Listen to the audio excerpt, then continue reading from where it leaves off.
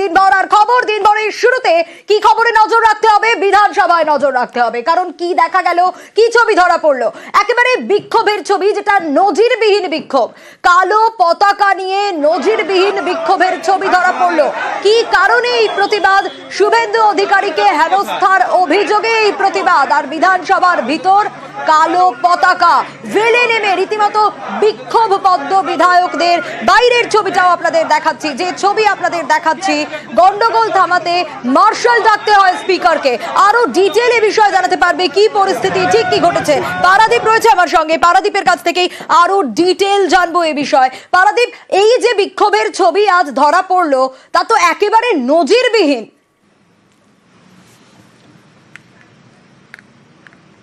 একদমই সোনিয়া, নজিরবিহীন বললে বোধহয় কম বলা হয়। তুমি যেমন বলছিলে, বিধানসভার অন্দরমহলে কালো কাপড় উঠলো আর বিধানসভার বাইরে আগুন জ্বললো। এবং এই প্রথমবার বোধহয় বিধানসভার অধ্যক্ষের পদত্যাগ চেয়ে তাকে চেয়ার ছাড়ার দাবি জানিয়ে বিধানসভার বাইরে আগুন জ্বললো। অর্থাৎ বলাই যায় নজিরবিহীন ঘটনা। তবে একটা জিনিস বলতে হবে যে এই ঘটনার আজকের যে বিতর্ক, তার সূত্রপাত কিন্তু গতকাল বিজেপির পরিষদীয় দল, তারা বিরোধী দলনেতা শুভেন্দু অধিকারীর নেতৃত্বে তারা বারুইপুরে গেছিলেন স্পিকার বিমান বন্দ্যোপাধ্যায়ের নির্বাচনী ক্ষেত্রে। এবং সেখানে বিরোধী দলনেতা শুভেন্দু অধিকারী তিনি যেটা অভিযোগ করেন যে তার গাড়ির কনভয়ের ওপরে হামলা হয়েছে এবং সেই হামলায় তৃণমূল কংগ্রেসের যারা বহিরাগত গুন্ডা, যারা বহিরাগত কর্মী সমর্থক, তারা সেখানে মদত দিয়েছে এবং তারা সেখানে জড়িত ছিল। এবং তারই পরিপ্রেক্ষিতে আজ বিধানসভায় শুরু থেকে কিন্তু বিজেপি বিধায়করা তারা মনস্থির করেই এসেছিলেন, তারা বিধানসভা তার বিরুদ্ধে প্রতিবাদ জানাবেন। এদিন যখনই বিধানসভার হাউস বসে, অধিবেশন কক্ষে স্পিকার বিমান বন্দ্যোপাধ্যায় তার চেয়ারে এসে বসেন, তখনই বিজেপি বিধায়করা প্রায় 30 বিধায়ক, যার মধ্যে শঙ্কর ঘোষ ছিলেন, অগ্নিমিত্রা পাল ছিলেন, অম্বিকা রায় ছিলেন, তারা ওয়েলে নেমে বিক্ষোভ, স্পিকার তুমি চেয়ার ছাড়ো, বিমানবাবু চেয়ার ছাড়ো, এই স্লোগান তুলতে থাকেন। তারা তৈরি হয়ে এসেছিলেন, তারা পকেটে করে কালো কাপড় নিয়ে এসেছিলেন এবং সেই কালো কাপড় তারা বিধানসভার ওয়েলে নেমে স্লোগান দেওয়ার সঙ্গে সঙ্গে সেই কালো কাপড় ওড়াতে থাকেন। এবং শুধু সেখানেই থেমে থাকা নয়, তারা একই সঙ্গে পকেটে করে কাগজের টুকরো নিয়ে এসেছিলেন এবং কোনো ক্ষেত্রে কার্য বিবরণীর যে পেপার্স বা কার্য বিবরণীর যে কাগজ, সেই কাগজও তারা ওয়েলে নেমে ছিঁড়ে ওড়াতে শুরু করেন।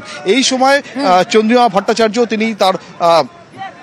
তিনি তার বিল পেশ করছিলেন, অ্যাপ্রিসিয়েশন বিল। কিন্তু বিজেপি বিধায়করা তাদের বিক্ষোভ কর্মসূচিতে অনড় থাকেন এবং একটা সময় আমরা দেখি যে স্পিকার মার্শালকে ডাকেন। মার্শাল তার অধিবেশন কক্ষের ভেতর আসার পরে তখনও কিন্তু বিজেপি বিধায়করা তাদের বিক্ষোভে অনড় ছিলেন, তারা একই রকমভাবে স্লোগান শাউটিং করতে থাকছিলেন। এবং একটা সময় বিমান বন্দ্যোপাধ্যায় স্পিকার তিনি বলেন যে তারা বিজেপি বিধায়করা হাওয়া গরম করছেন, তারা চেয়ারের জন্য ধৈর্য ধরতে পারছেন না এবং এইভাবে চেয়ার পাওয়া যায় না, এরকম মন্তব্যও করেন। এবং তারই প্রতিবাদে এরপরেও কিন্তু বিক্ষোভ চলতে থাকে এবং একটা সময় বিজেপি বিধায়করা তারা বিক্ষোভ জানাতে তারা ওয়াকআউট করে বিধানসভার অধিবেশন বাইরে আসেন।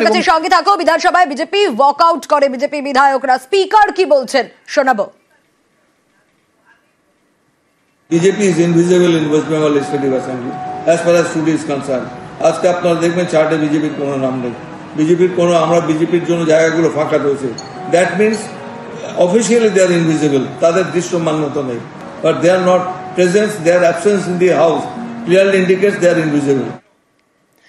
যে পরিস্থিতি তৈরি হলো, নজিরবিহীন বিক্ষোভ, বিধানসভার ভিতর কালো পতাকা, কাগজ ছেঁড়া হলো, কার্যবিবরণীর যে কাগজ ওয়েলে নেমে পদ্ম বিধায়করা রীতিমতো বিক্ষোভ দেখাতে থাকেন। আর গন্ডগোল থামানোর জন্য মার্শাল ডাকেন স্পিকার, আর বিধানসভায় বিজেপি বিধায়করা ওয়াকআউট করেন। কিন্তু অ্যাসেম্বলির রুল কি বলছে, রুল নিয়ে কি বলছেন স্পিকার শোনাবো। এরা জানে আমাদের যে রুলসে পরিষ্কার করে বলা রয়েছে কি করা যাবে কি করা যাবে না, কেউ মানে না, না মানলে পরে কত বলবো। আমি চাই না যে লোকসভার মধ্যে সবাইকে বাদ দিয়ে আমরা আমাদের একতরফা বিলগুলো পাস করে যাবো, সেটা আমরা চাই না। ওদের সুযোগ রয়েছে আসতে পারে, পরে একটা বিল আছে, সেই বিলে ওরা পার্টিসিপেট করতে পারে যদি ওদের ইচ্ছা হয়। এই যে কার্য বিবরণীর কাগজ ছিঁড়ে ফেলা হলো, আজকেও সেই ছবি দেখা গেল। আবারও একটু পারাদীপের কাছেই যাব। পারাদীপের আগেও আমরা দেখেছিলাম এইরকম অবস্থাতে সিদ্ধান্ত নেওয়া হয়েছিল যে আর কার্য বিবরণীর কাগজ দেওয়া হবে না। স্পিকার আশা দেখিয়েছিলেন তারপর যে না, কার্য বিবরণীর কাগজ দেওয়া হবে, আর বিজেপি বিধায়করা এরকম করবেন না, আশা রেখেছিলেন স্পিকার। কিন্তু আবার তো সেই ঘটনার পুনরাবৃত্তি হলো।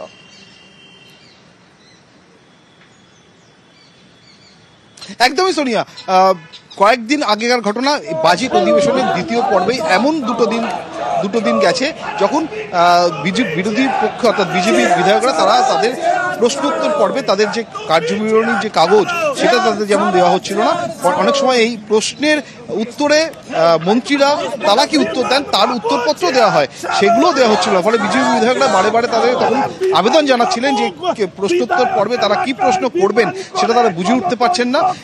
সেই সময় স্পিকার বিমান বন্দ্যোপাধ্যায় তিনি বলেছিলেন যে তাদের বিষয়টা বিবেচনা করা হচ্ছে, তাদের আবেদন বিবেচনা করা হচ্ছে এবং তাদের আবারও কার্যবিবরণীর যে কাগজ সেগুলো দেওয়া শুরু হয়। কিন্তু এই ঘটনার ঠিক কয়েকদিনের মধ্যেই আজ বাজেট অধিবেশনের প্রশ্নোত্তর পর্বের দ্বিতীয় পর্বের আজ শেষ দিন এবং সমাপ্তি দিনের যেটা হলো বিজেপি বিধায়করা তারা কিন্তু কার্যবিবরণীর যে কাগজ সেগুলো আবারও অধিবেশন কক্ষের মধ্যে তারা ছিঁড়ে উড়িয়ে দিলেন। শুধু তাই নয়, বিধানসভার কক্ষের বাইরে, অধিবেশন কক্ষের বাইরে, বিধানসভার বাইরে এসেও আমরা দেখেছি বিজেপি বিধায়করা তারা যেমন টুকরো টুকরো কাগজ সেগুলো সঙ্গে করে নিয়ে এসেছিলেন, অনেক ক্ষেত্রে কার্যবিবরণীর যে কাগজ সেগুলো ছিঁড়ে উড়িয়ে দিলেন। একেবারে সেই ঘটনার পুনরাবৃত্তি আরো একবার হলো, বরং আরো বেশি কিছু হলো, বিক্ষোভ হলো, নজিরবিহীন বিক্ষোভ।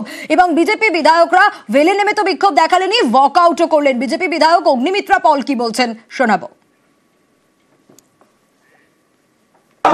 সম্মানীয় চিফ হুইপ শঙ্কর ঘোষ মহাশয় উনি মুলতবি প্রস্তাব আনেন যে গতকাল বারুইপুরে কেন বিরোধী দলনেতার ওপর হামলা হলো, কেন বিরোধী দলনেতার গাড়ির ওপর হামলা হলো, কেন বিজেপি এমএলএদের ওপর হামলা হলো, কেন আমাদের কোথাও মিটিং মিছিল করতে গেলে গালাগাল শুনতে হবে। আর আমরা জনপ্রতিনিধি, আমরা কথা বলবো না তো কারা কথা বলবে? ভিতরে মাইক বন্ধ করে দিচ্ছেন, সাসপেন্ড করে দিচ্ছেন, কোন চেয়ারের জন্য? কোন চেয়ার? আজকে 1 বছর বাকি election. BJP is invisible in West Bengal Legislative Assembly as far as food is concerned. আজকে আপনারা দেখবেন চার্টে বিজেপির কোনো নাম নেই, আমরা বিজেপির জন্য জায়গাগুলো ফাঁকা রয়েছে। That means officially they are invisible, তাদের দৃশ্য মান্যতা নেই, but they are not presence, their absence in the house clearly indicates they are invisible. আর ছবি দেখাবো এবার, জেলায় জেলায় পথ অবরোধ চলছে, বিক্ষোভ চলছে। বিজেপির তরফ থেকে শুভেন্দু অধিকারীকে হেনস্থার প্রতিবাদ, বিভিন্ন প্রান্তের ছবি, দিকে দিকে বিক্ষোভ হয়, দিকে দিকে বিক্ষোভের ছবি ধরা পড়ে। জেলায় জেলায় পথ অবরোধ করে বিজেপি, সেই ছবি দেখাচ্ছি। সেই সময়কার ছবি, বাঁকুড়ার ছবি আপনাদের দেখাচ্ছি, যখন বিক্ষোভ কর্মসূচি বিজেপির তরফ থেকে। শুধু বাঁকুড়া নয়, আসানসোলের ছবিও দেখাবো। আসানসোলেও শুভেন্দু অধিকারীকে হেনস্থার প্রতিবাদ, জেলায় জেলায় বিক্ষোভ হয়। আসানসোলের ছবি দেখলেন, বাঁকুড়ার ছবি, দিকে দিকে বিক্ষোভের ছবি ধরা পড়ে। হুগলির ছবি দেখাবো, হুগলিতেও পান্ডুয়ায় রীতিমতো টায়ার জ্বালিয়ে বিক্ষোভ দেখানো হয়। শুভেন্দু অধিকারীকে হেনস্থার প্রতিবাদ, বিজেপি কর্মী সমর্থকদের বিক্ষোভ, পথ অবরোধ, টায়ার জ্বালিয়ে বিক্ষোভ হুগলিতেও। বাঁকুড়া, আসানসোল, হুগলি, সল্টলেকের ছবি দেখাবো। করুণাময়ীতেও বিজেপি কর্মী সমর্থকদের বিক্ষোভ, পথ অবরোধ, যানজট সৃষ্টি হয় রীতিমতো। শুভেন্দু অধিকারীকে হেনস্থার প্রতিবাদ।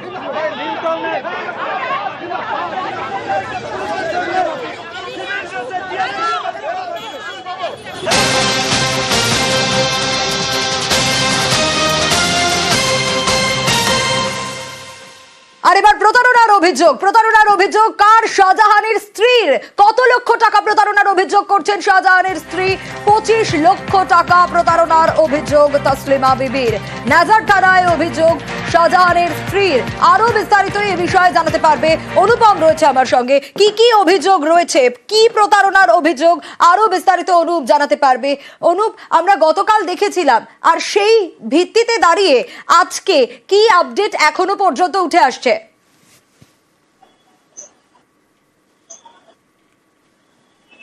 দেখো, এই গতকাল যে রবিন মন্ডল পরিবারের যে রবিন মন্ডল যে অভিযোগ করেছিল যে শেখ শাহজাহান জেলে বসে তাকে ফোনে হুমকি দিয়েছে, এবং সেই রবিন মন্ডলের বিরুদ্ধে গতকাল রাতে শেখ শাহজাহানের স্ত্রী তসলিমা বিবি সে নাজার থানায় একটা অভিযোগ দায়ের করেছে যে 25 লক্ষ টাকা এই রবিন মণ্ডল তছরূপ করেছে। কোথা থেকে তছরূপ করেছে না, এই শাহজাহানের যে মাছের আড়ত আছে সেই মাছের আড়তে এই রবিন মণ্ডল কাজ করত এবং সেই কাজ করার সুবাদে সেইখান থেকে 25 লক্ষ টাকা সে তছরূপ করেছে।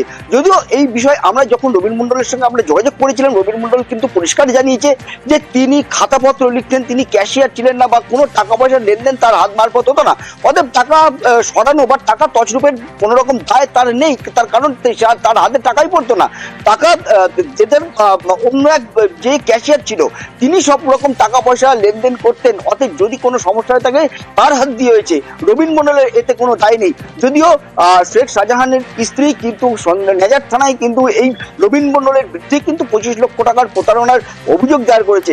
এর মধ্যে বলে রাখি 2024 সালের 7ই মার্চ কিন্তু আমরাই দেখিয়েছিলাম যে এই মণ্ডল পরিবারের জমি দখল করে শেখ শাহজাহানের বিশাল বড় মার্কেট হয়েছিল এবং এই রবিন মণ্ডল পরিবার কিন্তু সিবিআই ইডির দপ্তরে কিন্তু অভিযোগ দায়ের করেছিল। তারপরে ইডি সিবিআই কিন্তু তদন্তে নামে এই শেখ শাহজাহান মার্কেটে আসে, রবিন মণ্ডলদের বাড়িতে যায়, বিভিন্ন রকম কাগজ খতিয়ে দেখেন এবং তার তদন্ত শুরু করে। গতকাল আমরা যেটা দেখিয়েছিলাম সেটা এবার প্রতারণার অভিযোগ শাহজাহানের স্ত্রীর, এবং গতকালই আমরা দেখেছিলাম যে শাহজাহানের বিরুদ্ধে রবিন মণ্ডল সরব হয়েছিলেন। কি বলছেন রবিন মণ্ডল, দেখুন। টাকাটা যেটা দেওয়া হয়েছে সেটা সম্পূর্ণ আড়ত থেকেই দেওয়া হয়েছে এবং যে 25 লক্ষ টাকা যেটা সেটা খাতাপত্র সব তো দিদার মোল্লার কাছে আর শেখ শাহজাহানের কাছে। আমি আড়তের একজন মুহুরি, আমি তো ক্যাশিয়ার না, ক্যাশিয়ার ছিল দিদার মোল্লা।